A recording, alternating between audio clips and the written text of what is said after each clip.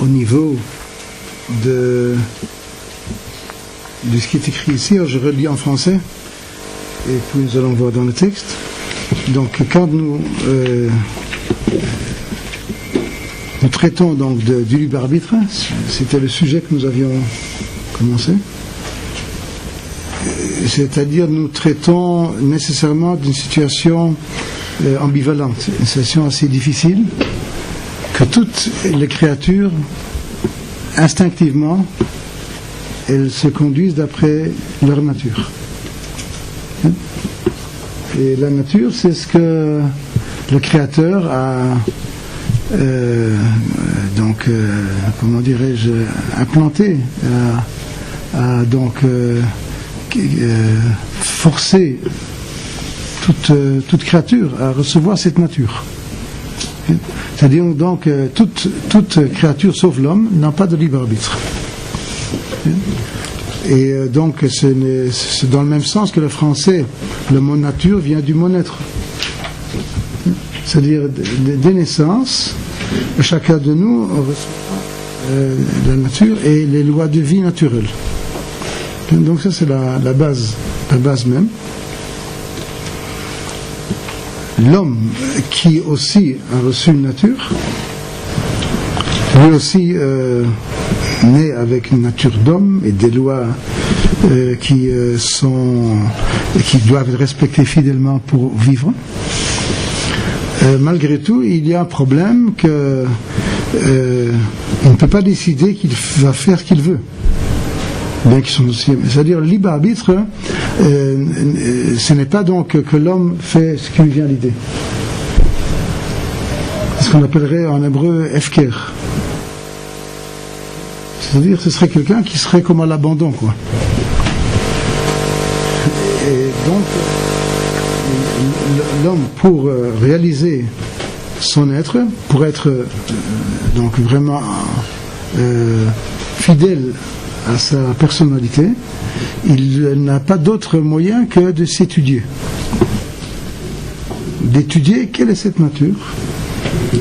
Et une fois qu'il a la connaissance de cette nature, alors il peut de plus en plus être fidèle à ce qui est sa réalité propre. D'accord ? Donc, en d'autres termes, le libre arbitre dépend de la connaissance. Qui n'étudie pas, qui ne se connaît pas, qui ne connaît pas l'au-delà du monde dans lequel il vit, il n'est pas libre. C'est-à-dire qu'il est laissé à l'abandon, donc sans savoir quelle est la voie qui lui est propre, et réaliser sa santé physique, psychique. D'accord ? Jusqu'à présent, c'est d'accord, nous avions dit cela. C'est ce que dit ici le Ramchal, Moshe Luzzatto, les étirer et voit que deux choses ont été créées dans les facultés de l'homme. Sechel Adam, d'une part, l'intellect de l'homme, et la Torah masquée le Torah, Torah qui lui enseigne aussi par l'intellect. Donc ce qui lui enseigne, Torah veut dire donc enseigner. Torah veut dire éclairer. La Torah vient du mot or, lumière.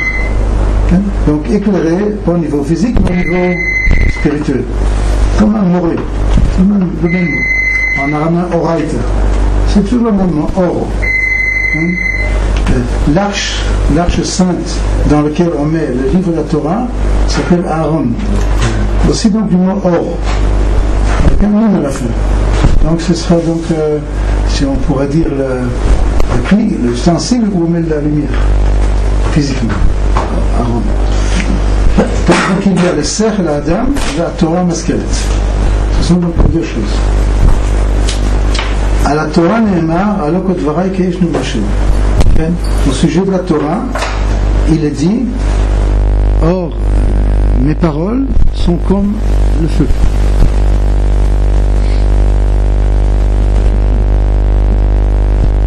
Vodian Bze, par cela nous indique qui émet à Davar, que c'est une réalité. La Torah היא ממש אור אחד.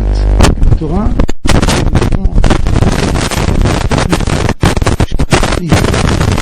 qui est donnée à Israël pour l'éclairer. כי לא כחוכמות אנוכיות וידיעות החול. On ne peut pas comparer la sagesse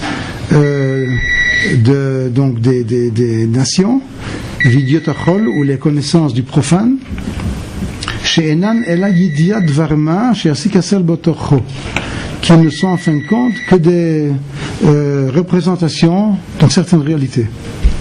C'est comme les yeux, ça représente la chose. Ainsi, le rationnel de l'homme humain va se définir la chose, se la représenter. La Torah, il n'est kodeshi. Mais la Torah, elle est de l'ordre du sacré, qui appartient donc aux sphères supérieures. Donc ce n'est pas du tout de l'entendement du rationnel humain, mais c'est tout à fait une autre catégorie de sciences.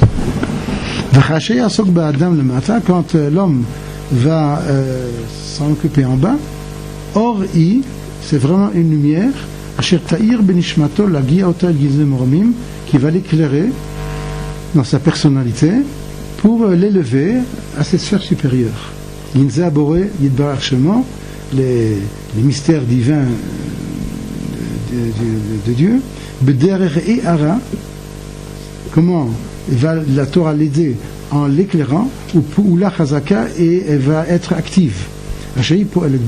Qu'elle œuvre dans l'âme de celui qui étudie. C'est ce que dit Michelet, le Torah Or. Il dit clairement que Ner Mitzvah ve Torah Or. Or Mamash. Velo Chochma Levat. Donc j'ai lu cela pour un peu nous mettre un peu dans le texte en hébreu. Je vais essayer d'expliquer l'idée. Mais d'abord, donc, revenons à ce que j'avais fait remarquer, que le libre arbitre de l'homme, c'est l'intellect, c'est l'étude. Et or, si subjectivement, dans sa pensée, je crois que ça aussi nous l'avons mentionné la fois passée, si subjectivement dans la pensée de l'homme, il n'est pas à même de connaître sa nature. Pourquoi ? Car il est, on pourrait dire, dans la prison de sa personnalité. Il ne peut pas comprendre ce qu'il ne comprend pas. D'où pourrait-il tout à coup avoir cette possibilité de comprendre ? C'est comme un petit enfant qui, disons, à 2 ans, n'est pas capable de comprendre les choses abstraites. Il peut rien faire. Je peux lui expliquer les choses abstraites, ça ne sert à rien. Il n'est pas capable de saisir cela, et de lui-même, il ne vient même pas l'idée que ça existe. Donc, quand l'homme est dans une situation quelconque, il est toujours, en fin de compte, on pourrait dire, en prison de sa personnalité. Non, pas de son corps, non, pas de son corps, de son entendement, du subjectif. Tu ne peux pas, maintenant, si je te demanderais, comprends autrement que ce que tu comprends. Qu'est-ce que tu peux faire ? Tu ne peux rien faire. Tu es ce que tu es. Tu es fidèle à toi. Tu es quelqu'un de très honnête. Tu ne peux pas m'indiquer des choses que tu ne connais pas. Bien. On va essayer de revenir presque à la base et essayer de... Qu'est-ce que ça veut dire, revenir à la base ? Je sais pas, c'est de trouver un nouveau mode de pensée. D'accord. Donc, il faudrait donc trouver une solution. Alors, la solution que la Torah donne, c'est la prophétie. En d'autres termes, une connaissance qui est hors de nous va nous éclairer. Nous allons rencontrer une chose qui va nous ouvrir des horizons qu'on n'avait pas du tout idée qu'ils existent, qui va nous permettre de comprendre pas seulement la situation dans laquelle nous sommes, disons à 10 ans, un enfant, ou à 20 ans, un homme de commerce, quelqu'un qui déjà a fait l'université. Bon, il est dans son petit monde, et etc. Alors la prophétie va l'amener va lui dévoiler un monde totalement nouveau. Et alors maintenant, nous allons devoir demander comment, par mon rationnel humain, je peux accéder à la compréhension de ces prophéties. Ce n'est pas encore suffisant que la prophétie vienne. Car si j'enseigne les mathématiques à un enfant de 2 ans, ça ne sert à rien. C'est exactement notre état.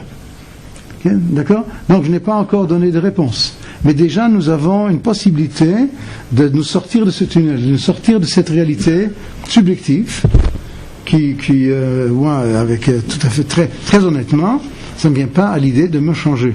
Même si je cherche, même si je ne suis pas content, et quelqu'un n'est pas content, il se sent vraiment trop petit, mesquin, il n'est pas assez moral, ou il voudrait comprendre les choses plus profondes que ce qu'il comprend. Même à ce niveau-là, même alors, il ne voit pas comment s'en sortir.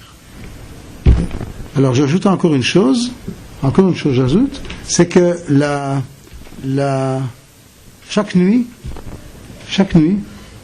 nous traitons du rêve.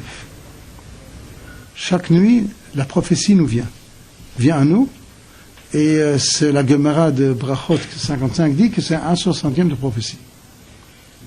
Donc c'est un rien.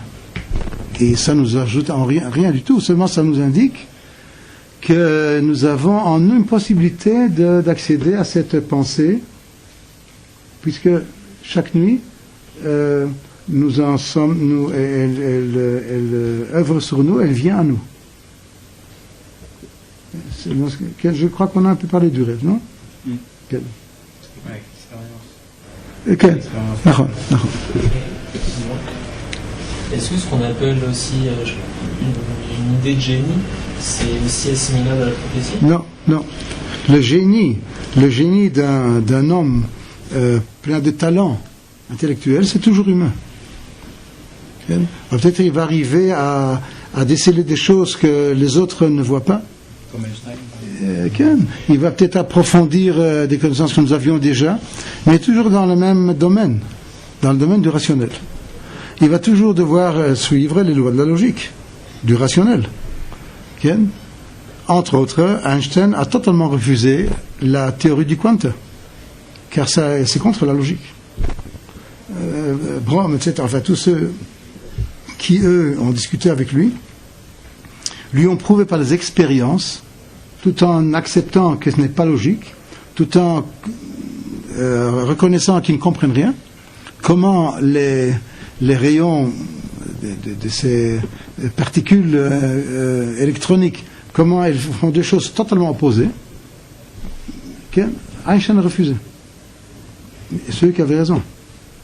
Mais il a totalement refusé. Il peut dire, je ne suis pas d'accord d'accepter une chose qui n'est pas logique.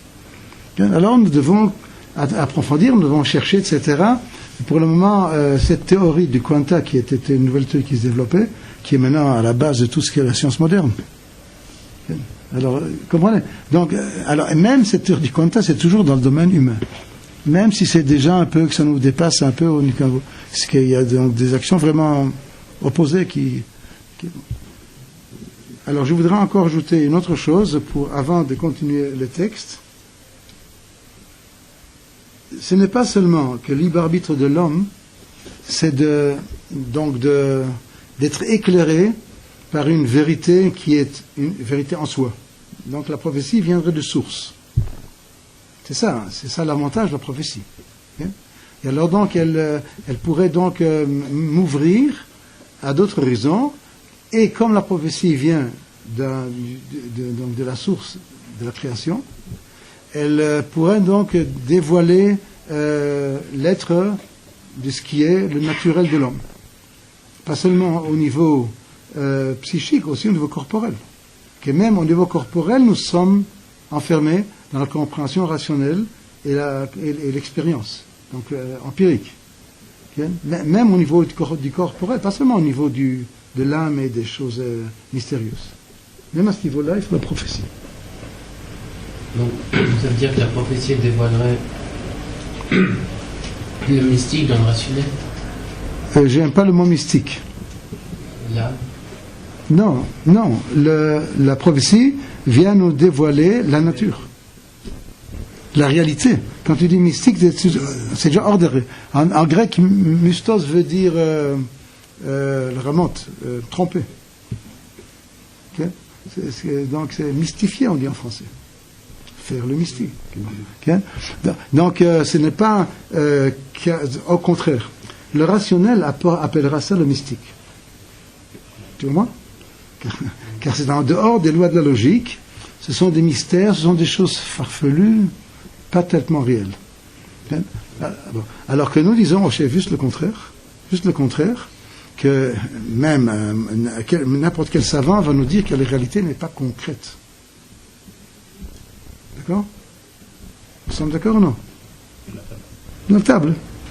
Il y a une vitesse de 1 milliard de kilomètres, à peu près 1 milliard de kilomètres dans cette table, au niveau de la lumière. Donc l'énergie. Okay. Donc si tu enlèves l'énergie, il n'y a plus de table. Il n'y a rien, c'est le néant.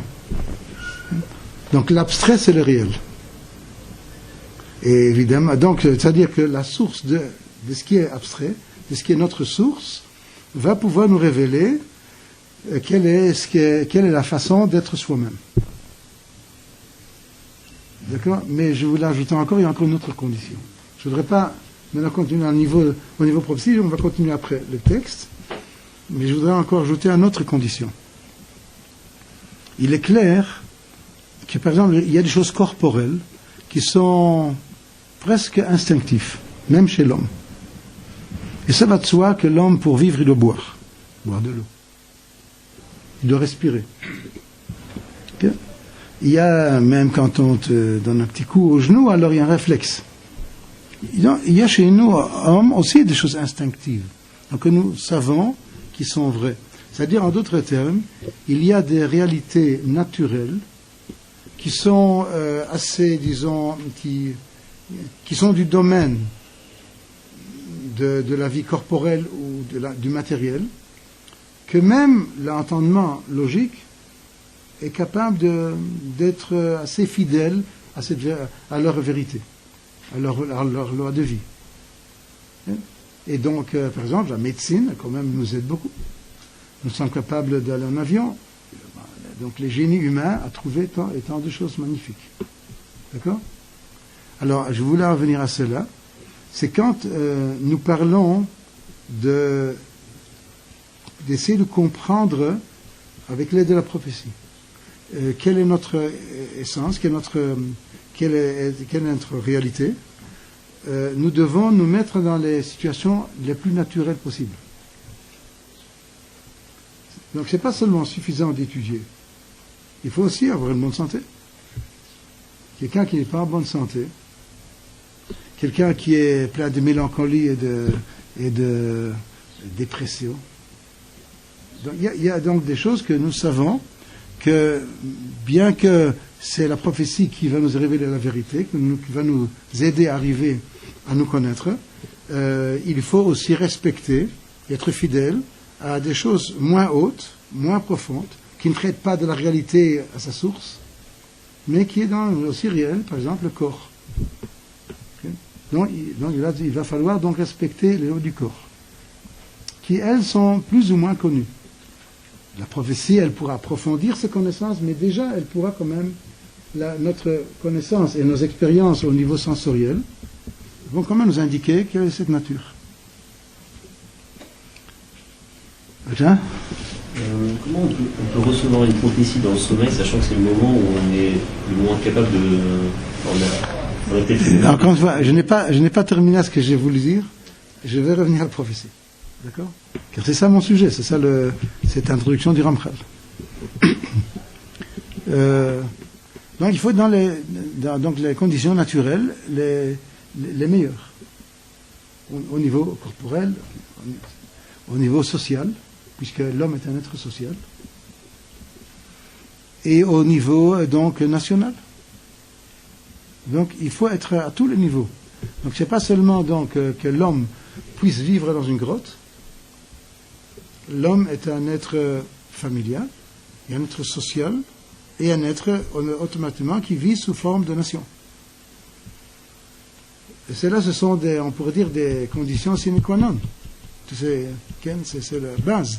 C'est en fin de compte, c'est les mêmes conditions que j'ai besoin de bien manger, ça veut dire d'être bien nourri et de bonne santé corporelle.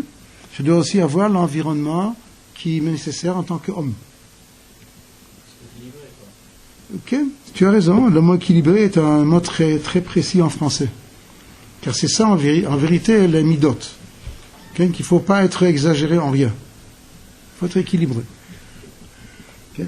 Donc à ce niveau-là, la Gemara en Chagiga 5 dit que tu n'as pas de plus grande bitul Torah, comment dire, tu n'as pas plus de grande annulation de la Torah que la galoute. Okay? C'est-à-dire, en citant un verset d'Yirmiyahu qui dit Sarea bagoyim, melachea bagoyim, neviea bagoyim, Sarea bagoyim en Torah. Dans Echa, Yirmiyahu se lamente, okay, en disant ces prophètes sont parmi les nations, ces princes, donc la politique, sont mes nations, en Torah. Il n'y a plus de Torah. Et le Talmud de Babylonie, il dit, tu n'as pas de plus grande annulation de Torah que la galoute. En d'autres termes, la prophétie en galoute s'est arrêtée. C'est-à-dire, du moment où nous ne sommes pas dans certaines conditions, donc le minimum nécessaire, c'est-à-dire de bonne santé, alors, je pourrais dire autrement, il faut que nous arrivions à réussir ce que nous pouvons réussir à notre niveau, de façon de pouvoir s'ouvrir à des choses plus hautes.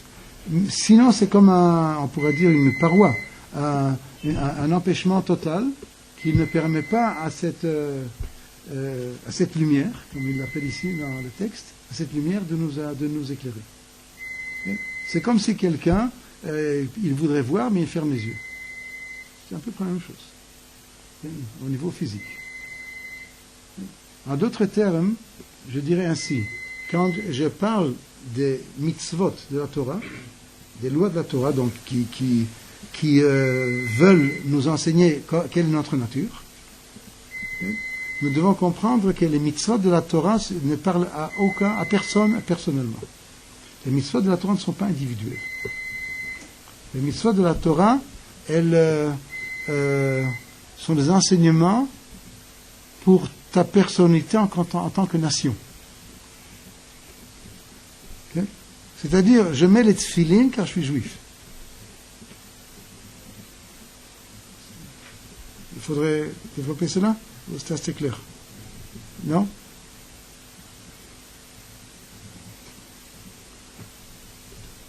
Bon, alors, donc s'il faut développer cela, je vais un peu le faire ainsi. Dans le juif, il y a deux statures. Dans sa personnalité, il y a deux statures. L'une sans libre arbitre et l'autre avec libre arbitre. Le mot stature, je ne sais pas si c'est le bon mot. En français, mais je ne connais pas assez. Hein? Enfin, il y a deux niveaux. Bon, deux niveaux dans sa personnalité. Le niveau national lui était imposé dès naissance par sa mère. Et le niveau personnel, cela, il y a le libre arbitre de le diriger d'après ses études, d'après son libre arbitre. C'est-à-dire, la Gemara de Sanhedrin 34 va nous dire qu'un juif, même s'il ne respecte pas de la Torah, c'est un juif. Et l'halakha va nous indiquer qu'est juif celui dont la mère est juive. Une chose connue, assez connue. Donc juif, ce n'est pas une religion. Ça ne dépend pas de la religion, ça ne dépend pas des mitzvot. Nous sommes juifs de nature. Une chose imposée, on n'a pas le choix. De même qu'on est homme de nature. Et quand Eichmann va dire, qu'est-ce que vous voulez? Moi je suis un nazi, j'avais ma théorie, j'ai mes idées, j'ai mon libre arbitre. Alors on dit non, on va te brûler. Pourquoi? J'ai fait ce que je pensais.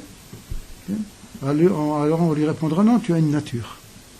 Et cette nature-là ne te permet pas de conduire comme un animal, comme une bête féroce. On va te juger d'après ce que tu es, pas d'après ce que tu pensais. Et tu pensais d'une façon mauvaise, car elle n'était pas naturelle. On ne va pas brûler un lion quand il va égorger un agneau.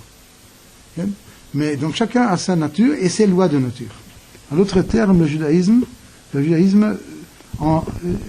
c'est-à-dire exige de la prophétie que la prophétie nous enseigne quelle est notre nature imposée.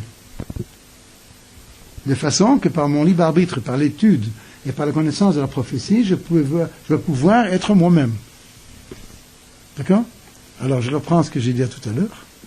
Les lois que la prophétie, donc la Torah, nous enseignera, ne sont pas les lois individuelles, mais les lois de la nation. Les 613 commandements, c'est la façon que nous avons de nous conduire en tant que peuple d'Israël. Si c'était une religion, alors donc j'ai un choix, j'aime mieux cela, je penche vers cela, j'ai une certaine tendance personnelle, individuelle.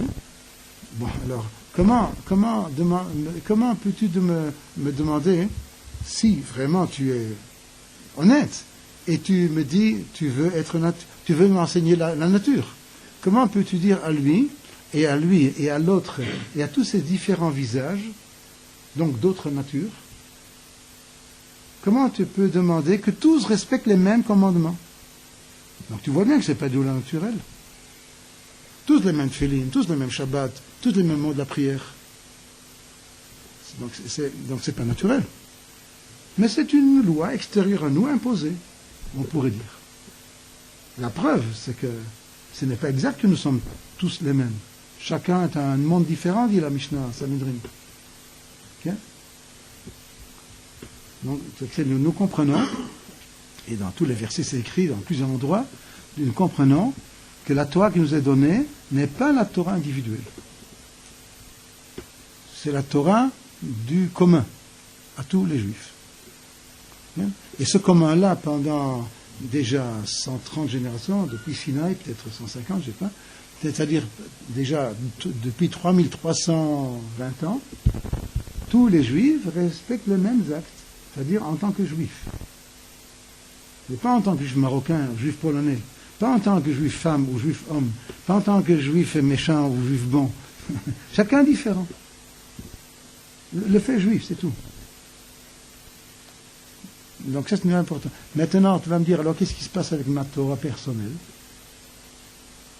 Comment puis-je connaître ma nature personnelle? Alors là, on te répond, ce n'est pas écrit dans les livres. Là, tu dois la trouver. Et tant que tu n'as pas trouvé, tu ne sais pas encore ce que Dieu veut de toi. Tu n'es pas encore vraiment naturel. Vous comprenez? Tu es national, mais pas encore naturel. Tu es déjà naturel au niveau national, c'est magnifique déjà. C'est déjà un très grand niveau, ce qu'on appelle un tzaddik. Tzaddik veut dire être droit, dans les règles. Tzedek. Tu es dans les normes, dans la justice, dans les règles. Bien? Mais tu n'es pas encore un chassid. Un chassid, c'est quelqu'un qui met les tefilines à sa façon. Chassid, quelqu'un qui respecte le Shabbat à sa façon personnelle. Ça c'est beaucoup plus difficile. C'est un niveau très élevé. Du moment que tu es tellement droit par l'aide de la prophétie, que déjà tu arrives à cette nature nationale, tes inclinaisons personnelles vont te diriger à trouver ta Torah personnelle. Okay. Et évidemment, il faut arriver. Et alors seulement, vraiment, tu fais la volonté de Dieu ou ta nature, même chose. Seulement alors tu vas être vraiment fidèle à toi-même. Déjà nous avons les 12 tribus, il y a certaines distinctions qui sont allées en exil ensemble. Donc nous avons déjà des minagim, les 12 tribus, qui sont gardées en galoute. Pendant 2000 ans de galoute, on a encore de nouveaux traditions, minagim, tradition. Nous avons encore de nouvelles traditions, et chacun, ici en Israël, doit respecter toutes ces traditions. Car c'est toi-même, ce que tu as reçu de tes parents, de tes grands-parents. Donc ça te concerne personnellement. un Ashkenazi qui se conduit comme un Sfaradi, ou un Sfaradi qui se conduit comme un Ashkenazi, ce n'est pas bien. Nous avons tous la même Torah, mais déjà il y a des divergences. Nous devons arriver aux divergences individuelles, chacun à notre monde. Chacun est un monde individuel. Donc vous comprenez, ce n'est pas suffisamment seulement d'étudier la prophétie, il faut aussi des conditions pour l'étudier. Les minagim sont construits en Ruslan. Pas seulement. En Galout. Pas seulement. Ah, d'accord. C'est ce que j'ai dit. Les 12 tribus se sont dispersées à peu près ensemble. Et il y avait déjà, au temps du Tanakh, des minagim, des traditions, c'est pas tradition, minag, des coutumes qui sont devenues des lois, que cette tribu-là ainsi se conduisait, car c'est naturel et c'est normal que toi tu continues tes parents, puisque c'est leur vie qui est en toi, et eux leurs grands-parents, et eux leurs grands-parents, etc. Donc ça fait, c'est un des traits de ma nature, pas des principaux.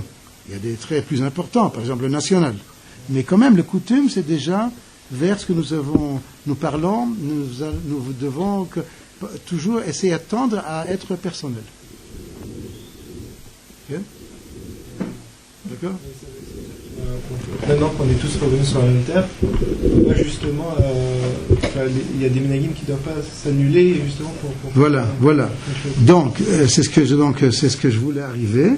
C'est que tant que nous ne sommes pas sur notre terre, il nous manque la condition principale d'être naturel, dans les conditions naturelles. Alors seulement, vous comprenez, tu n'as pas plus de bitul Torah, d'annulation de la Torah que la galoute, car là, nous n'avons pas les conditions, les prémices, les conditions nécessaires pour être naturel. Donc, c'est comme quelqu'un on lui enseigne qu'il faut respirer dans un endroit qu'il défend de respirer, car c'est tout toxique. Alors il étudie, il a une bonne connaissance, mais il ne peut pas le réaliser. Donc, et comme la Torah est une Torah de vie, c'est pas un intellectualisme, c'est pas un enseignement pour avoir des connaissances, mais la Torah c'est l'arbre de vie, c'est c'est notre vie et la longueur de nos jours. Tant de versets le disent, ou bien la Torah dit voici mes préceptes de façon que tu en vives, comme c'est écrit dans Vaïkra. Donc quand nous parlons de la Torah, c'est pas des connaissances, mais c'est une loi de vie pour t'indiquer quelle est ta nature, comment vivre ta vie dans ses actes, dans ses paroles, dans ses pensées qui sont adéquates. Pour ça, il faut des conditions de pouvoir le vivre. Donc la condition de réaliser les mitzvot, c'est d'habiter en Israël. Et pas habiter en Israël individuellement, avec souveraineté nationale.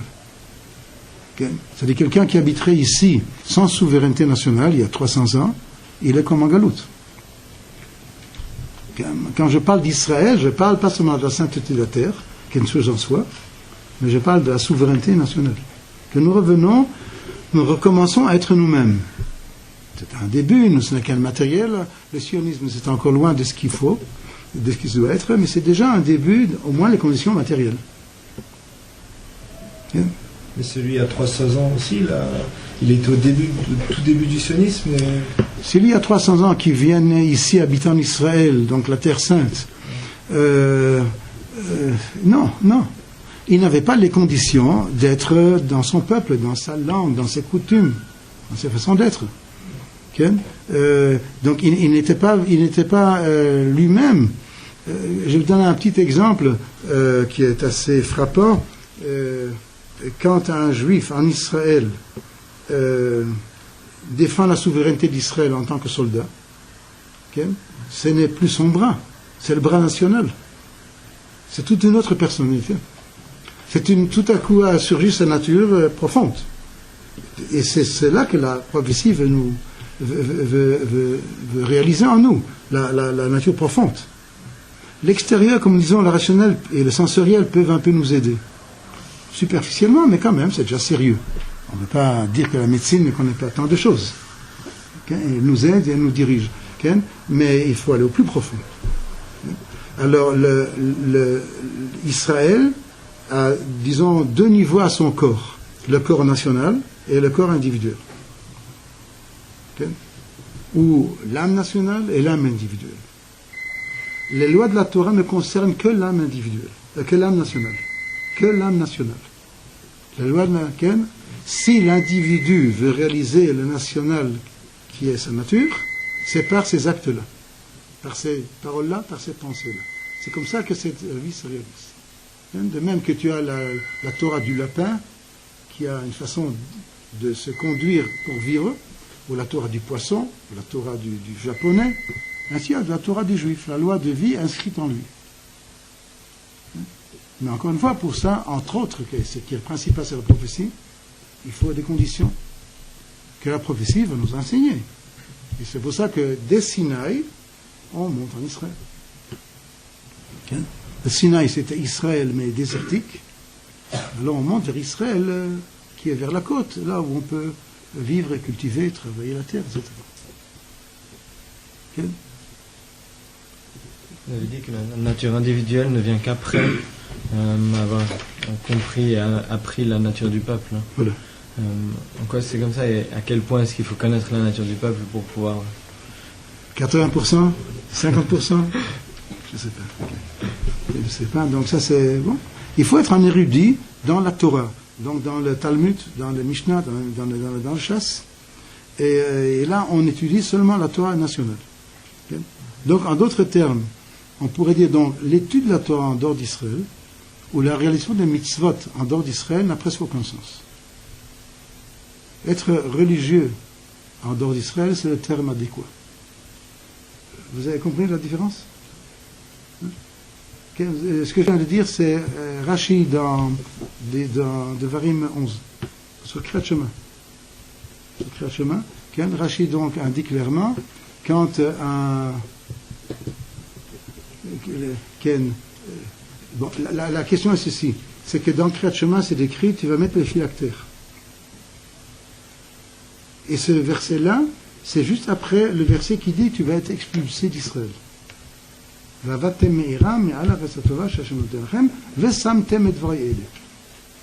allez être rapidement en perdition de votre terre, vous allez, hein, et puis tu mettras les phylactères. Alors, nous savons que la Torah, il y a une suite dans la pensée des versets.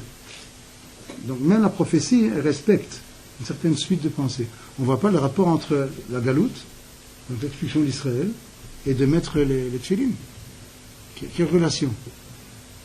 Alors donc le Sifri, donc de notre Tanaïm, de notre Mishnah, le Sifri nous enseigne que tu aurais pu penser, étant en galoute, que tu n'as pas à mettre le tfilin, tu n'as pas à mettre le tzitzit, et ne pas à mettre le mezuzah, qui sont toutes des lois qui ne dépendent pas de la terre. Tfilin, du corps, donc tzitzit, de l'habit, et les mezuzot à la porte de la maison. Donc ce sont des choses qui ne dépendent pas de la terre d'Israël. Tu aurais pu penser que ces trois mitzvot-là, tu n'as pas à les réaliser. Pourquoi? Car tu es en dehors d'Israël. Donc c'est ce que je viens d'expliquer.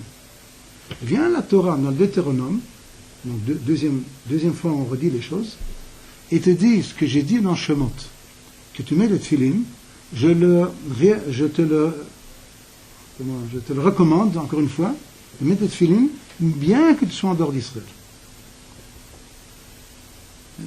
C'est comme un roi qui se fâche avec sa femme, donc le Shirachirim, donc Dieu avec Israël, et qui dit à sa femme, va chez ton père, en Babylonie, donc la terre d'Avraham Avinu. Seulement, ne ôte pas tes parures de reine,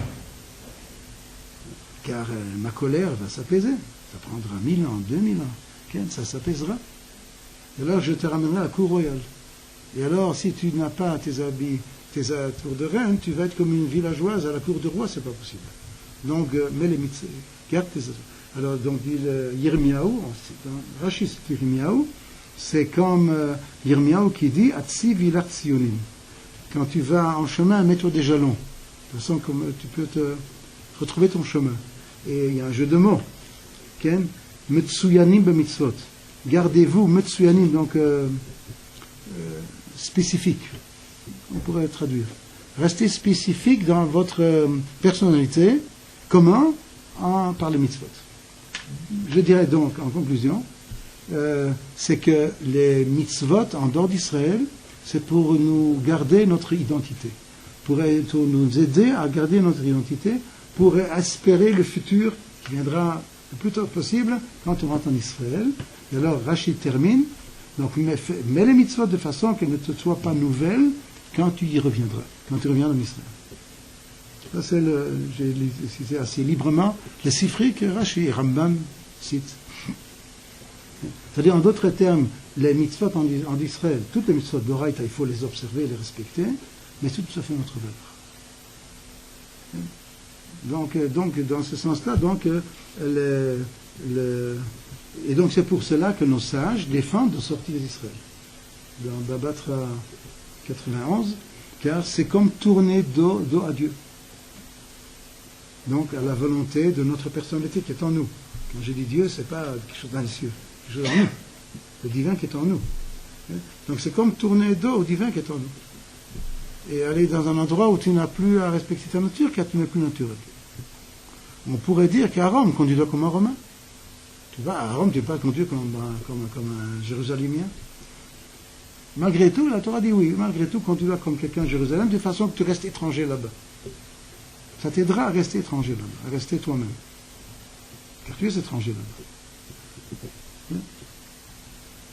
Donc ça c'est donc une condition en plus, c'est-à-dire en plus qu'elles sont donc la direction, c'est donc réalise le plus possible les lois naturelles que tout le temps qu'on comprend qu'on ne peut pas être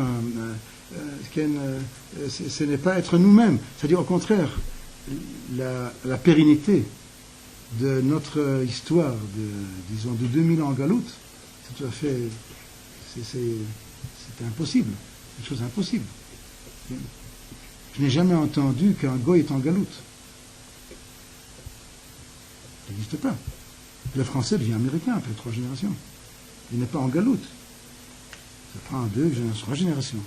Perd l'accent, bon, ça prendra le temps qu'il va prendre, mais Lafayette est devenu chez Smith. Hein? C'est là. Les juifs, ils sont juifs américains, juifs marocains, juifs roumains, juifs russes, juifs polonais, juifs yéménites. Hein? C'est pas normal. On reste au peuple sans être peuple. C'est une pérennité qui est tout à fait non compréhensible, mais de toute façon, c'est une réalité et la preuve que nous sommes de nouveau ici, peuple souverain. Donc ce que nous allons maintenant étudier, mais qu'on va continuer avec prophétie, c'est en fin de compte, ça dépend d'être dans la terre ou là où notre terreau, on pourrait dire naturel. Alors il serait possible de comprendre cette prophétie qui va nous dévoiler notre nature. Et pour un Anglais, la prophétie en Angleterre sera valable seulement, et pour un Japonais seulement au Japon. Quand il y aura des prophètes japonais qui pourront déceler à leur peuple ce qu'ils ont de commun, de façon d'être fidèles à leur nature. Okay? En d'autres termes, nous devons enseigner première chose au monde, arrêtez d'être religieux, devenez naturel. Cherchez à connaître votre nature. Bon, alors comment le faire? Bon, mais d'abord il faut le but. Donc pour un japonais, c'est trop Japon. Et la deuxième possibilité, c'est la prophétie. Vous observez, le Kuzari marque que les prophéties sont juste en Israël. Exactement ce que j'ai dit. C'est-à-dire, enfin, le Kuzari longuement traite de cela. Dans le deuxième livre, Ken, mais c'est pas seulement un Kuzari, lui, longuement, il enseigne cela. Tu as raison. Alors, prophétie au Japon, on ne peut pas en avoir. Si, pour les Japonais. Non, pour les Japonais peuvent avoir la prophétie. Rambam dit dans le Sodea Torah au chapitre 7, c'est un des principes de la Torah que tout homme peut être prophète. Il dit autrement, que Dieu éclaire de prophétie tout homme. Tout homme. Chacun dit sa culture différente, d'autres façons d'être prophète. Il y a celle qui est propre à Israël, mais il y a possible. Pas seulement la possibilité, c'est la seule façon que l'humanité redevienne humaine, redevienne elle-même.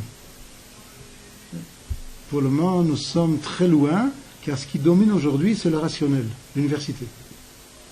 C'est ce qui domine le monde développé. Puisqu'on est revenu à la prophétie, on n'a pas arrêté de rêver en galoute. On a rêvé en galoute. On rêvait encore en galoute. Okay. Qui rêve en galoute? Tout le monde. La nation. Okay. Shira Malot, Beshuv Hashem, et Shiva Sion, Ayinu Kacholmin. C'est-à-dire que donc le chant des degrés, comme donc des 15 degrés, Beshuv Hashem et Shiva Sion, quand Dieu ramène Israël sur sa terre, Ayinu Kacholmin. Nous étions en train d'être en plein rêve. En d'autres termes, c'est la seule chose qui nous reste en galoute, c'est le rêve. Et donc l'individu aussi. C'est la seule chose. Okay? On est un peu des somnambules. Hein? On rêve éveillé. Okay? En d'autres termes, on n'est pas capable vraiment de comprendre tout le rêve, car si on avait compris vraiment le rêve, depuis longtemps, Israël serait remonté sur sa terre. Okay? C'est une chose aussi étonnante. Pendant 2000 ans, les Goïs nous ont persécutés. Jamais on n'a pensé à cette solution, qui est la plus naturelle. La raison est simple. On était malade. Pas tellement malade à disparaître. Donc c'est, comment dirais-je, à s'assimiler, pas à tel point, de devenir dans l'humanité, se disparaître. Okay? Pas à tel point, mais on était malade que la haine gratuite que les Juifs avaient entre eux à la fin du second temple, nous devions, pendant les 2000 ans de galoute, s'en guérir. C'était ça la maladie. Aujourd'hui en Israël, il y a beaucoup d'amour gratuit. Aujourd'hui, l'amour gratuit de en Eretz Israël, c'est ça la base du sionisme. Et l'amour gratuit, où se trouve-t-il? Malheureusement encore à l'armée. Que chaque juif est prêt à donner sa vie pour le peuple, pour les autres. C'est gratuit, il ne connaît pas. Il n'a pas de raison spécifique, c'est gratuit. Avatrinam. Pourquoi? Car il est juif, il est dans cette nation souveraine et c'est sa vie. À ce niveau-là. Maintenant, il va falloir encore que cet amour gratuit va aussi de plus en plus se développer dans nos relations individuelles. Okay. Mais déjà, le national, nous reprenons notre nature. Déjà? En galoute, la possibilité d'avoir une partie de la prophétie, un 60e, c'est uniquement dans le sommeil. Dans le rêve. On dit aussi que le sommeil, c'est un 60e de la mort. Est-ce qu'il y a un rapport avec ça? Tu as raison. La Gemara dit les deux choses. C'est que la rêve, c'est un 60e de la prophétie, et aussi un 60e de la mort.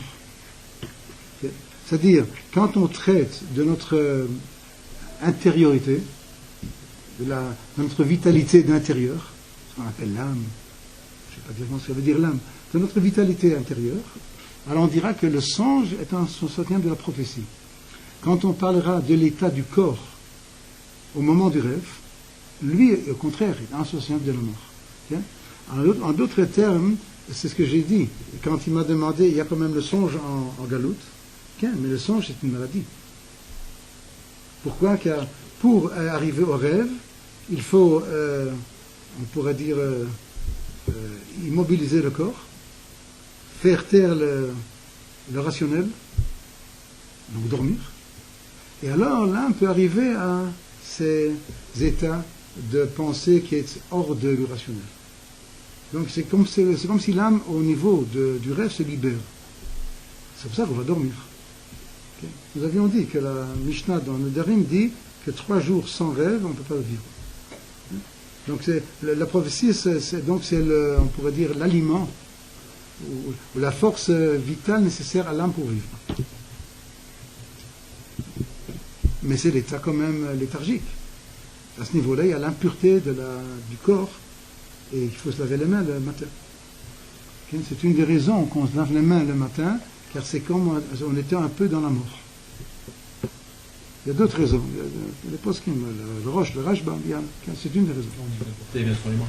Hein? Et l'impureté reste sur les mains qui sont Elle reste sur les mains. l'extrémité. Okay. Bon, c'est ça là. Donc j'essaie donc quand même de faire un peu une image complète que c'est pas suivi la prophétie. Alors on revient à ta question.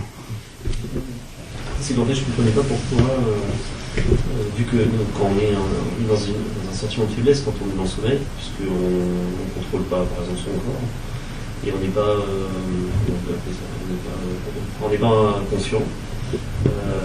Pas vu ça la prophétie, justement, et comment on peut la gérer? Non, on l'appelle un 60e de la prophétie. Un 60e, c'est important. Non, c'est important.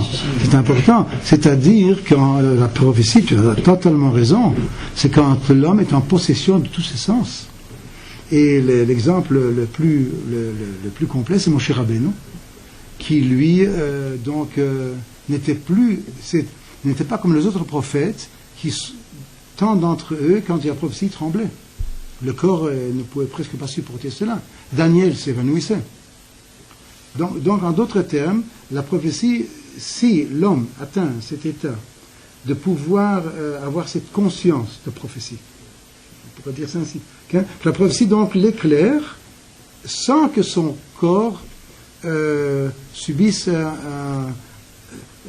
comment dirais-je, une certaine terreur. Une certaine peur. Avraham Avinu, il était dans un certain état de tardéma, comment on dit? Sommeil. Torpeur. Certains évanouissements comme ça dans les versets. Donc les versets, la Torah parle beaucoup de prophétie. Tu as raison. Donc quelqu'un qui est vraiment arrivé à un état naturel le plus complet, celui-là, évidemment, son corps est tellement parfait, en santé parfaite, jusqu'à tel point que la Torah va employer un verset pour nous donner l'état de santé corporelle de Moshe. Okay? Il était tout vesté de vision et il était totalement fort dans sa démarche. En d'autres termes, il était sans aucune faiblesse corporelle. Mais cela n'est pas au début. Au début, quand il a eu les prophéties du sné, du buisson, il est tombé sur sa face. Okay? Après, il est venu, il s'est développé. Et alors, quand on lui demandait une halakha, il dit, un moment, je vais demander. C'est une imdou ve'eshma. Okay? Donc, ceux qui lui ont demandé, imdou, restez à côté de moi, imdou, restez debout, imdou ve'eshma, je vais entendre. Et donc quelqu'un qui est en sommeil, nous avons seulement dit que c'est la catégorie de prophétie. C'est-à-dire que chacun de nous appartient à cela. Donc, étudier ça, nous ici présents, dans le Ramchal, ça nous concerne. C'est pour ça que j'ai dit cela. C'est seulement de dire, bon, la prophétie, mais qu'est-ce que ça me concerne? Chacun de nous a ce potentiel et doit le développer. En étudiant la Torah. Et j'ai dit en d'autres, en se mettant dans les conditions les meilleures. Et si, il faut le développer. Entre-temps, car tu n'es pas encore arrivé à cela. D'accord. Donc, entre-temps, tu dois avoir confiance en Moshe Rabbeinu, ou en Rabbi Akiva, ou en Rashi, comme tu as confiance dans le médecin, car tu n'es pas médecin. C'est une situation mauvaise que tu n'es pas médecin. Tu devrais savoir ta nature corporelle. Et alors, tu fais peut-être des choses qui ne sont pas bien, car tu n'as pas ce médecin à côté de toi tout le temps. Mais tu as raison, il faut arriver à se connaître. Et pas seulement à l'extérieur, aussi à l'intérieur. De nos jours, il y a quelqu'un qui soit... Il y a aujourd'hui des gens, si Rashi était Rashi même à Troyes, en France, en Galoute, si malgré tout on est capable de recevoir un peu d'esprit de sainteté, okay? S'il avait été ici, ça aurait été Yeshua Wanavi, je ne sais pas, Ken, évidemment. Ken. Mais même si Rashi peut arriver à cela, alors à plus forte raison, nous, ici, étant dans les conditions meilleures. Ken. N'oublie pas quand même que le Talmud Bavli, le Talmud de Babylonie, qui a écrit ce qui était dit au Sinaï, mais quand même, il y avait des grands maîtres, des grands sages, pas des millions, Des centaines, pas plus, mais quand même. Il y avait des centaines. Dans une génération avec quelques milliers d'énormes des sages gigantesques qui avaient l'état de sainteté, Ruach HaKodesh. Pas prophétie. Pas prophétie, mais Ruach HaKodesh. Donc un esprit de saint. Donc en français on dirait le Saint-Esprit, oui. Mais ça fait cognotation que je ne suis pas intéressé. Okay. Bon, donc Ruach, donc l'esprit du Saint. Est-ce qu'on est prédestiné à être prophète? Oui, chacun de nous. Il n'y a pas des âmes qui sont plus destinées à être... Non. Sinon, il n'y a pas de libre arbitre. Chacun de nous a de meilleures ou de moins bonnes conditions. D'accord. Ken. Maintenant, donc le mérite, ce n'est pas d'arriver. Le mérite, c'est de faire les efforts d'arriver. D'accord? C'est une remarque importante. Je ne veux pas... D'accord? Alors maintenant, m'arrive. Il y a encore quelques minutes. Donc le texte ici nous enseigne déjà une connaissance importante, à savoir que le rationnel, c'est comme les yeux. Comme j'ai dit, les yeux te représentent la réalité, mais n'ont aucun impact sur la réalité. Sauf aujourd'hui la théorie du quantum, hein, qui est quand même, il y a des énergies qui sortent de nos yeux. Donc c'est difficile de faire une bonne expérience aujourd'hui. Car quand le laborante il regarde la chose, déjà il la change. Bon. Mais de toute façon, donc nos sens ne font que représenter la chose. Les yeux au niveau du sensoriel, donc du matériel, du concret, et le rationnel au niveau de l'abstrait. Mais quand tu comprends une chose, tu ne la changes pas. Quand tu comprends une chose, tu ne fais que la représenter, et ça ne te donne pas non plus des connaissances qui sont hors de toi. Donc ce qui dit notre problème, le subjectif, je ne peux pas m'en sortir. Alors que le rêve, c'est quelque chose donc une connaissance, si j'ai des contenus de rêve, qui vient à moi.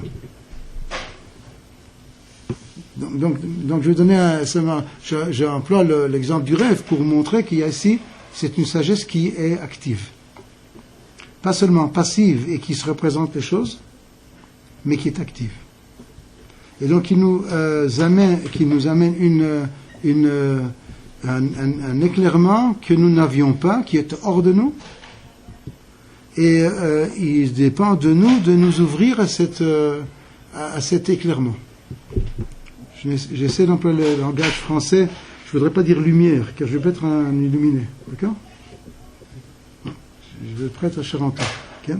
Mais quand même, nous devons arriver à comprendre qu'il y a un monde qui est de sagesse hors de nous.